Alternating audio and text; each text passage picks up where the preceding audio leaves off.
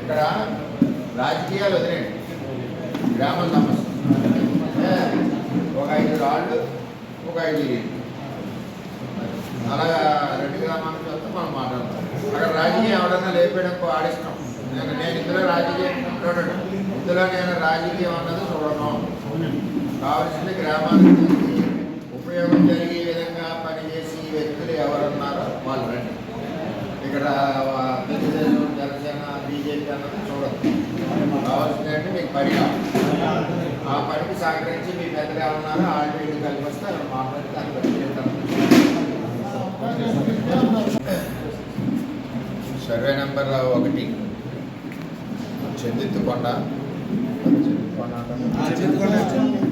Survey number 1 చెందిత్తుకొండ.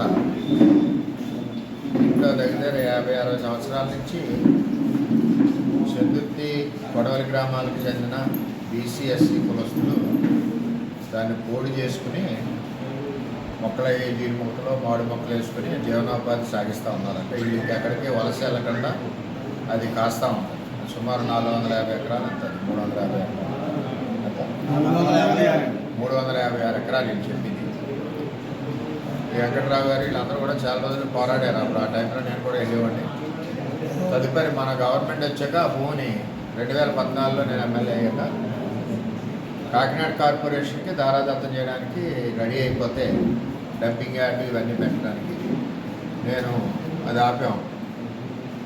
దాని తర్వాత కూడా వీళ్ళు మళ్ళీ ఖాళీ చేయించాలంటే కూడా మనం ఆఫ్ చేయడం జరిగింది. దీంతో పాటుగా రైతులు కూడా పోరాడారు. అంటే ఈ విధంగా డిస్టర్బెన్స్ ఉన్న అది తర్వాత పొట్ట జీవనోపాధి జరిగింది. ఈ 2 గ్రామాల్లో బీసీఎస్సీ వర్గాలకి ఆ పొట్ట. మరి దాని మీద కలెక్టర్ గారు పర్యటన చేయడంతో అందరికీ కూడా ఒక భయాందోళన ఉంది. ఏ విధంగా అసలు నాకు కూడా సబ్జెక్ట్ తెలియదు. వీళ్ళందరూ వచ్చి ఇలా వచ్చారంటే ఇది ఏంటి పరిస్థితి నన్ను అడుగుతుంటే నాకు ఈ పరిస్థితి ఏమో తెలియదు. కలెక్టర్ గారి పర్యటన వచ్చిందంటే నేను కూడా రేపేరుగా నేను కనుక్కుంటాను. అవసరమైతే వీళ్ళు మరి అప్పటి నుంచి పోరాడిన వ్యక్తులు ఉన్నారు కదా, 4-5 తీసుకునేది కూడా నేను మాట్లాడిస్తాను. వాస్తవాలు ఏంటో తెలుసుకుని ఏదేమైనా చెందుర్తి కొడవలి గ్రామం రైతుల్ని ఏదో విధంగా మనం కాపాడవలసిన బాధ్యత ఉంది.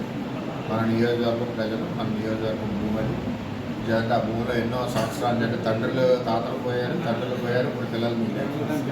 మరి ఇన్ని సంవత్సరాల నుంచి జీవనోపాధి ఆ కొండ కాస్తుంది కాబట్టి 2 గ్రామాలకి దాని మీద ప్రభుత్వం కూడా ఆలోచించాలని చెప్పి నేను కూడా కూటమి నాయకులు ఎవరైతే ఉన్నారో 3 పార్టీలకు సంబంధించి 3 కూడా నేను తెలియజేస్తానని చెప్పి మరి పైన వారికి కూడా నేను తెలియజేసి దీన్ని రైతాంగానికి వచ్చే విధంగా మనం ప్రయత్నం చేద్దామని చెప్పి నేను రైతులందరికీ తెలియజేస్తూ దీన్ని వాస్తవాలు ఏంటో కూడా తెలుసుకోవడానికి నాకు కూడా అవగాహన లేదు. ప్రజెంట్ ఏం జరిగిందన్నది నేను కలెక్టర్ గారిని కలిసి తెలుసుకున్నాక లేదా ఆ టైంకి మన పెద్దలను ఒక 5-6 పెద్దలను కూడా తీసుకుని వెళ్ళి డిస్కస్ చేసి అసలు ఏం జరుగుతుంది ఏంటన్నది తెలుసుకుని దాని ప్రకారం ముందుకు వెళ్ళే విధంగా ఆలోచిస్తాను అని చెప్పి తెలియజేస్తాను.